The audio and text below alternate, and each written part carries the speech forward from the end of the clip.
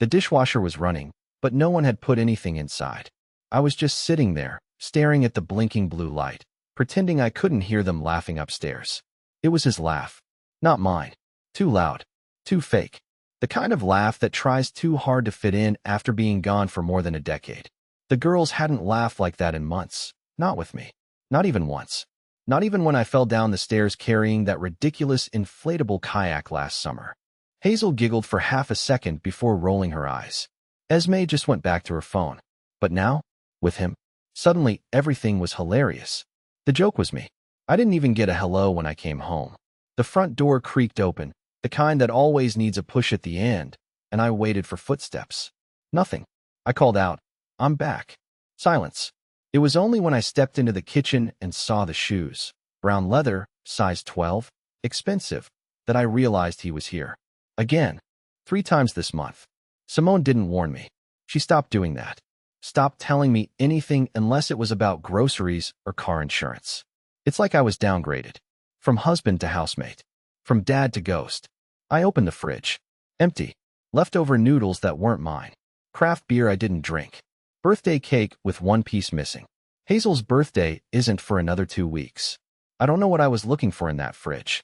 Some sign that I still belonged in this house, I guess. When I closed the door, there was a photo stuck to it. One of those instant prints. Hazel, grinning. Him, beside her. Arms over shoulders.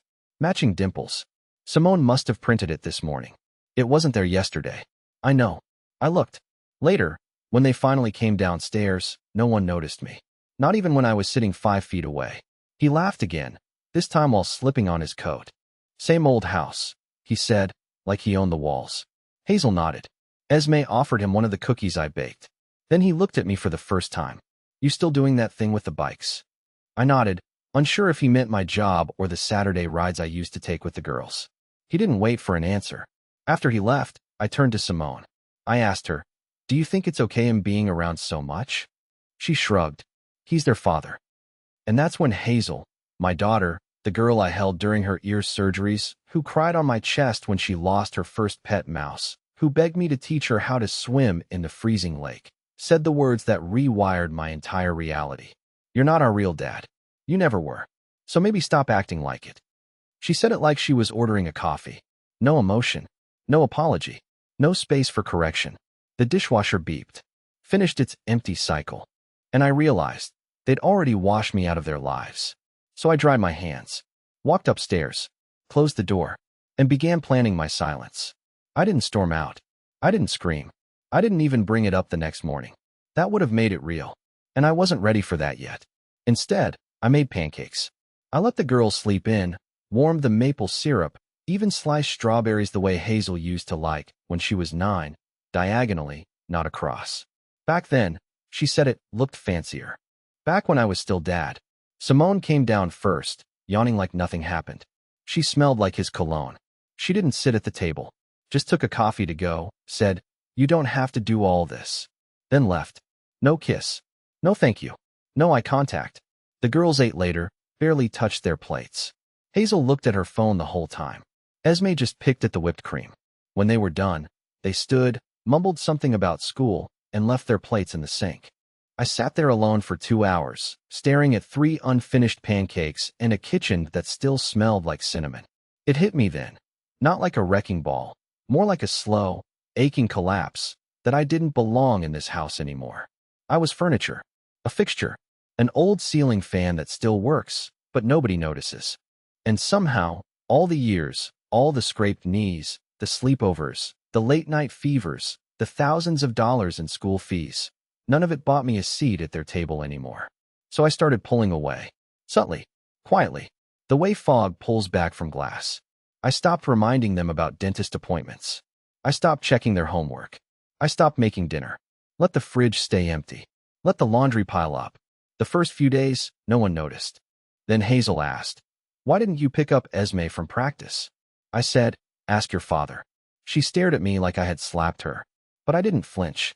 I just turned the page of the book I wasn't even reading and let the silence answer the rest. The next day, Simone asked why the internet bill wasn't paid. I said, "Maybe it's not my job anymore." And suddenly, I could feel it. The power shift. Like they had spent so long treating me like I was disposable that they forgot who kept the lights on. Literally. I unplugged, stopped transferring money to the joint account, closed my credit cards, changed the login to my Amazon account, canceled every streaming service they used under my name, switched my Spotify password, deleted the family calendar. They still hadn't noticed. Until the night Hazel's phone plan got cut mid-call. She came downstairs, furious, waving her dead phone like it was evidence in a crime scene. "What the hell, Elliott? My phone's not working." I took a bite of my sandwich and said, "Guess your real dad forgot to pay the bill." She screamed something. I don't remember the words. Just the tone. The betrayal. The rage of a girl realizing the invisible man she dismissed had been holding the strings the whole time.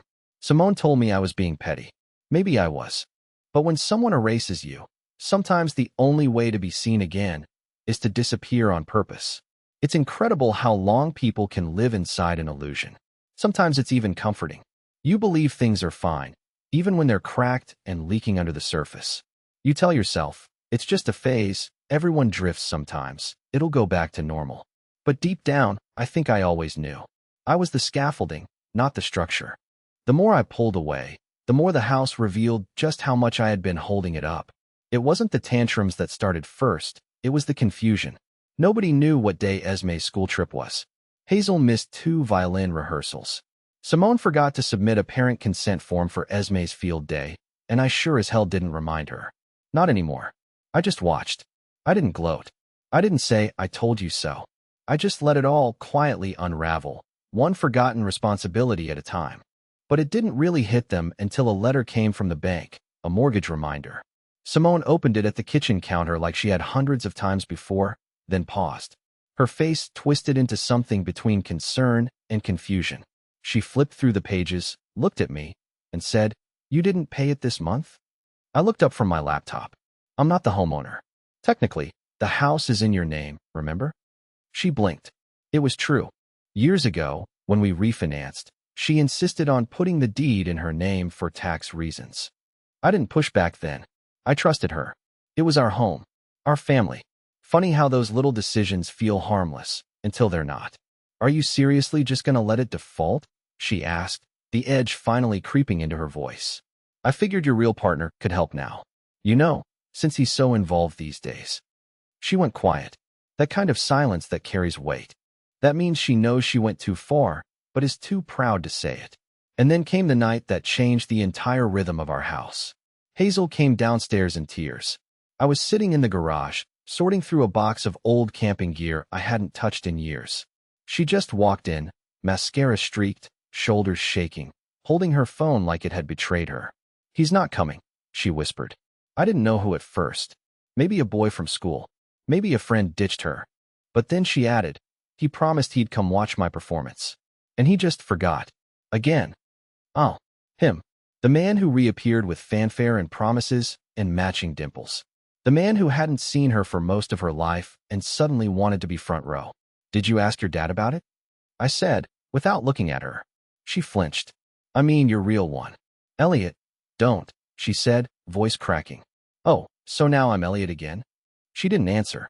She just stood there, crying, waiting for me to be who I used to be. The fixer, the filler, the always there. But I couldn't. Not this time. Something in me had calcified. "You told me to stop acting like your dad," I said, calm but sharp. So I did. She broke, and I watched her leave. That night, I sat outside under the broken porch light, sipping cold coffee, listening to the quiet throb of a house that didn't feel like mine anymore. And for the first time in years, I thought about leaving. Not out of spite. Not for revenge. Just to reclaim my own silence. My own space. My own name. But not yet. Not before they saw exactly what it feels like to take someone for granted, and then find they're no longer there to catch you. The thing no one tells you about being forgotten is that it doesn't happen all at once. It's not one big betrayal. It's hundreds of tiny ones, stacked like bricks until they've built a wall you never noticed going up. And once it's there, you realize you're standing on the wrong side, watching the people you raised, fed, loved, move on like you were never there at all. But lately, the wall's been cracking. It started the day Esme missed the bus and had no one to call. I had already left the driveway by then. Early, on purpose. I used to wait around for things like that. I used to be the safety net. Not anymore. She walked 2 miles in the rain. Showed up at school soaked, red-faced, clutching a plastic grocery bag over her head. Simone called me after the school rang her, furious. Why didn't you wait for her? She snapped.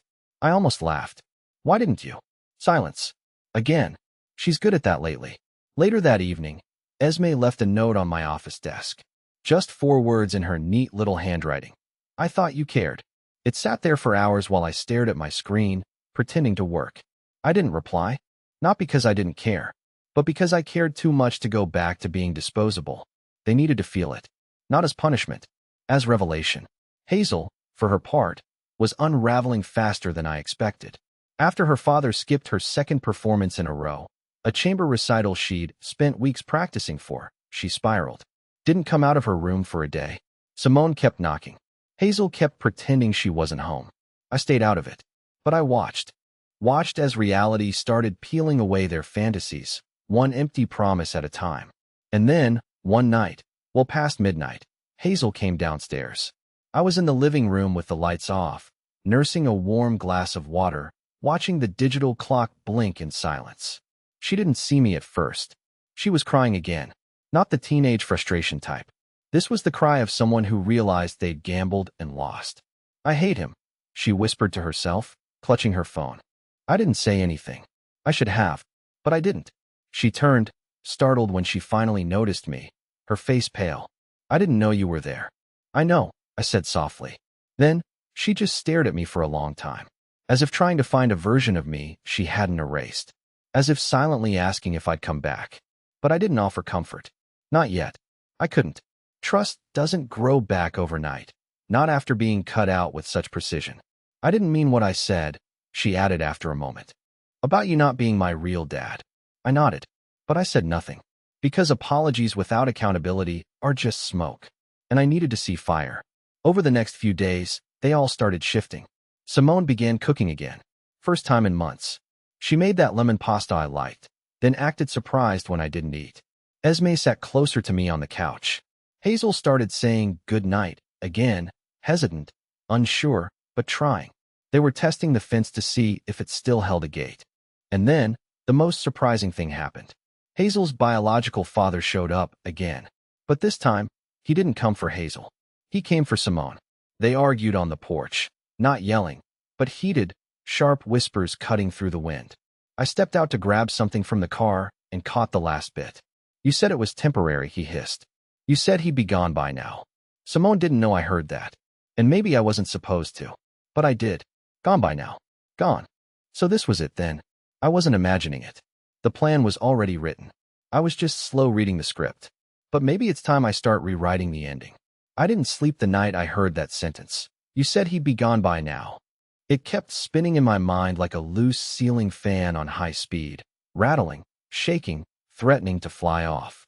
I lay in bed next to Simone, listening to the careful rhythm of her breath, wondering if it was all fake, if she knew I had heard it, if she was faking sleep, or worse, if she truly felt nothing anymore.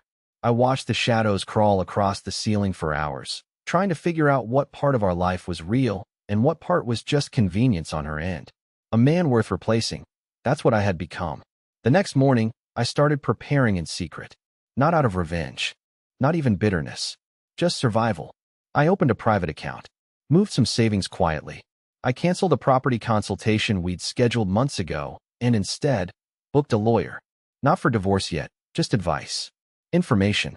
I needed to understand my position in this house, in this life, in this legal mess of a family I had propped up with my time, money, and identity. I wasn't going to let them erase me quietly. If they wanted me gone, they'd have to look me in the eyes when they did it. Meanwhile, the air in the house was changing. It was subtle, like a shift in barometric pressure before a storm. The girls were more polite, uneasy, like they could feel me detaching but couldn't quite name it. Hazel started asking me questions again, small ones. Did you see my charger? Do you think I should email my teacher about the late essay? Esme started drawing again. She left one of her sketches on my desk. It was a cartoon version of our family from 2 years ago. All 4 of us. Smiling. My chest tightened when I saw it. Not because of nostalgia, but because I knew she missed a version of us that might never come back. Simone, on the other hand, was in full PR mode. She cooked dinner 3 nights in a row. She complimented my haircut, which she hadn't noticed in 6 months. She laughed at things I said. And when I brought home takeout on Friday night, the same Thai food we used to share on movie nights, she made a joke about déjà vu. Like we were 2 actors trying to play a marriage that had already ended off-screen. But I wasn't playing anymore. Then came the phone call. I was in the garage, sorting through a few more things I planned to quietly move into a storage unit. My phone rang, and I didn't recognize the number. But I answered.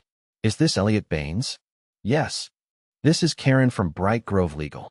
I'm calling on behalf of Mr. Darnell Mason. He's requesting documentation regarding your parental rights over Hazel Baines Mason. Would you be available to answer a few formal questions this week? My mouth went dry. Darnell, the father, or at least, the man who had shown up after a 12-year absence, full of promises and half-truths. And now, apparently, lawyers. I'm sorry, what documentation? I asked. She paused, professional but clipped. He's looking into establishing legal visitation. There's a question of prior guardianship arrangements. We've been told you're the adoptive parent? I couldn't feel my legs. I sat on the cold concrete floor. I'm her legal father, I said. I adopted her. That's done. I understand. This is just preliminary, but I'd recommend securing counsel. After I hung up, I didn't go inside right away. I sat in the garage until it got dark, until the concrete was cold through my jeans, until the smell of gasoline and dust felt more like home than anything upstairs. Simone hadn't told me. Of course she hadn't. She was probably helping him, coaching him, helping him push me out, not just emotionally, but legally. They weren't just erasing me from birthdays and holidays and school pickup lines. They wanted to erase me from paper, from record, from Hazel's life. That night, I didn't speak a word to anyone. I didn't even eat. I just stared across the table, letting my silence become a wall. They chatted like everything was fine. But I could see it now. They were nervous. Something had changed. I wasn't reacting the way they expected. I wasn't breaking down. I wasn't begging to stay. And that's when I saw something in Simone's eyes I hadn't seen in months. Worry. For the first time in this entire ordeal, she was afraid I might actually walk away and take everything they'd built on my back with me. There's a strange kind of clarity that comes when someone tries to steal something from you that you already built from nothing. You stop flinching. You stop negotiating. You begin calculating, not out of vengeance, but to defend what you know was never theirs to claim in the first place. And when that clarity settles, it changes how you move through a room. The next morning, I made coffee like I always do. Same beans, same mug. Nothing looked different, but everything was. The difference was in how I looked at Simone when she walked into the kitchen. All soft tones and forced smiles, pretending like the legal ambush she and her ghost of a lover were preparing wasn't already in motion. Did Hazel talk to you about the showcase next week? She asked, casually pouring oat milk into her glass like she hadn't weaponized my kindness behind my back. Nope, I replied, taking a slow sip. She probably mentioned it to her other legal guardian. You know, the one calling lawyers. Her hand paused mid-pour. She didn't look up right away. What are you talking about? I turned to her fully. Darnell's attorney called me. Apparently, there's some confusion over Hazel's parentage. Thought you might have known. Silence again. Not surprised, but definitely caught. I watched her blink, reassemble herself, put the cap back on the milk. Then, finally, I didn't know he was doing that. Lie. Plain. Polished. Delivered with just enough emotion to sound believable. Maybe it would have worked a month ago. But now, I knew better. I've been her father for 12 years, I said, voice flat but deliberate. I was there when she had seizures as a kid. I paid for that surgery you were too afraid to even ask your mom about. I held her when she got her first period and you were out on a business trip. And now he wants visitation rights? Out of nowhere. Still, she didn't defend him. She didn't defend me either. She just said, it's complicated. Complicated. The same word she used when I caught her cheating. The same word she pulled out like a fire blanket every time she wanted to soften the blow of betrayal. I nodded calmly. It won't be. That same day, I made copies of every adoption paper, every school document, every email, text, medical bill, every proof of every moment I'd been a father in ways he had never even tried to be. I scanned it all, archived it, sent it to my lawyer. 2 days later, we filed a motion to block any visitation changes. The thing about legal documents is they're sterile, Unemotional. Just facts and ink. But they hit harder than any emotional outburst ever could. And now, finally, it was me drawing the lines. Not with anger. With law. Hazel, meanwhile, was changing. She had begun to notice the way people were walking on eggshells around me.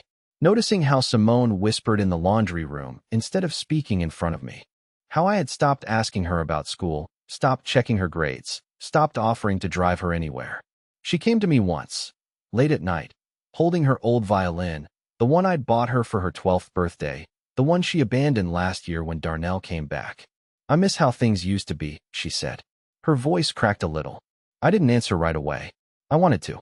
But part of me needed to know if this was a real olive branch, or just a plea for comfort now that her other father was slipping through the cracks again. So I asked, "Why are you telling me this now?" She looked away. "Because I didn't realize how much you were doing until you stopped doing it." It was the first honest thing she'd said to me in a long time. But apologies are just the first note in a long symphony of repair. And I wasn't ready to play music yet. "Good night, Hazel," I said gently. "We can talk more when you're ready to tell me everything." I heard her sniffle as she left. That night, I lay awake knowing something was shifting. Not reconciliation, not yet, but pressure. The house was feeling it. Simone was feeling it. Hazel, Esme, even Darnell, wherever he was, they were all starting to understand that I wasn't just a body they could move out of the way. I was the history, and if they wanted to rewrite me out of it, they'd better come prepared for a war they weren't built to win. I always thought when a family falls apart, it happens in a single moment. A shout, a slammed door, a bag thrown in the back of a car. But I was wrong. It's quieter than that. It's a series of moments that seem meaningless on their own, until one day, the weight of them collapses the foundation. And when it does, nobody hears it happen. They just wake up one morning and everything feels crooked. That's what the house felt like now. Crooked. Simone was different. She'd stopped pretending completely. There was no more forced laughter, no more awkward attempts to play the perfect household. Instead, she'd gone cold. Mechanical. We moved around each other like coworkers who'd been assigned the same failing project. She no longer asked where I was going. I stopped asking when she'd be back. The only thing still tethering us was the legal thread, and even that was starting to fray. Darnell had gone quiet since the filing. Either his lawyer advised him to back off, or he realized I wasn't bluffing. Maybe he assumed I'd roll over. Maybe they all did. That's the mistake people make when you're quiet and consistent. They think you'll stay soft forever. But soft can turn to stone. And by the time they realize it, it's already too late. Hazel, meanwhile, had started orbiting closer again. Not entirely, not like before, but enough to be noticed. She knocked before entering rooms. She asked if I needed anything when she went to the store with her mom. Small things. Human things. And she began calling me Dad again. Not every time, but once is enough to notice. But the thing that hit me hardest came from Esme. She left a note on my nightstand. Not a drawing this time. Just a folded piece of paper with childish handwriting that read, "I know something is wrong, and I don't want you to go. Please don't go." I sat there, alone in my room, reading that note until the sun came up. The blinds were still closed. The air was thick, but that letter cut through all of it like a blade. I never wanted to leave my daughters. Even when they hurt me. Even when they forgot who I was. I never once fantasized about disappearing. I wanted to stay. I just wanted them to want me to stay. But I also wasn't going to let them hold me hostage in a house where I was no longer respected. That weekend, I made a decision. Simone was in the kitchen scrolling on her phone, pretending not to watch me pack. I didn't touch the big things, not yet. Just some clothes, some files, my tools, my backup laptop. Essentials. Things I could keep in a storage unit while I figured out my next steps. She didn't speak until I zipped the last bag. "So that's it?" she asked, still scrolling. I looked at her. Calm. Focused. "No. That's the beginning." She finally put the phone down. Her eyes narrowed like she was trying to see whether I was bluffing. "You're abandoning your family." That word. Abandoning. I laughed once, bitterly. "You erased me. You made room for someone else. Then you let him try to take my place on paper. I'm not abandoning anyone. I'm just giving you what you've been pretending to want." She stood, now angry. "And what about the girls? Hazel's finally starting to come back around. And she'll see me. On my terms. In my space. Without this ceiling collapsing on top of us. I'm not going far. But I'm done bleeding in front of people who called it drama." She opened her mouth to say something else, but stopped. I walked past her, bag in hand, heart pounding, breath steady. As I reached the door, Hazel came down the stairs. She froze when she saw the bag. "Where are you going?" "I'll text you the address," I said gently. "You're welcome anytime. Same for Esme." Her voice cracked. "Is this because of me?" I looked at her. Really looked at her. "It's because of all of us. But mostly because I finally remembered I don't have to live somewhere just because I built it." That night, I slept on a cheap mattress in a half-empty rental apartment with peeling paint and a view of a parking lot. And I slept better than I had in a year. Sometimes the earthquake doesn't come with noise. Sometimes the loudest thing you'll ever hear is the sound of your own peace returning. It's been 6 months since I left. 6 months since I stepped out of that crooked house with nothing but a duffel bag and a quiet promise to myself that I would never again fight for a place I wasn't welcome. At first, the silence was jarring. I kept expecting to hear footsteps in the hallway, slammed doors upstairs, Simone's passive sighs echoing from the kitchen. But all I heard was my own breathing. And then, slowly, the silence became something else. Peace. I started small. New curtains. Secondhand couch. I fixed up an old bookshelf I'd kept in storage and filled it with books I hadn't touched in years. I made my apartment feel like a place meant for living, not surviving. And with every nail I hammered, every shelf I screwed in, I began to remember who I was before I became the version of me that bent so far backward he forgot how to stand up straight. The girls came to visit. Not immediately, but eventually. Hazel showed up first. She knocked, nervously, holding a paper bag with takeout from that Thai place we all used to love. I let her in. We didn't speak much at first. She sat, awkward in the silence, until finally she whispered, "He's gone again." I just nodded. Then she added, "This time, I don't want him to come back." That hit harder than she knew. I didn't press. I didn't ask for details. We just ate in silence. Two people who once lived in the same house and were now learning how to live in the same truth. Esme started coming over on weekends. She brought board games and colored pencils. I cleared out a corner of the living room and made it hers, a beanbag, a small bookshelf, a place for her drawings. She never asked why I left. She only ever said, "I like it here. It feels calm." That was enough for me. And then, a few weeks ago, Simone called. I almost didn't pick up, but something told me I should. She didn't apologize directly, not in so many words. But she said she was sorry for how messy everything got. She admitted Darnell had disappeared again, blocked her number, stopped replying to Hazel, deleted his social media. She said she was embarrassed. She said she didn't know how to fix what she broke. I didn't offer to help. That wasn't my role anymore. But I told her something honest. The girls are strong. And I'll always be here for them. Not for you. Not for us. But for them. And I meant it. Last week, Hazel asked if she could stay a few extra nights.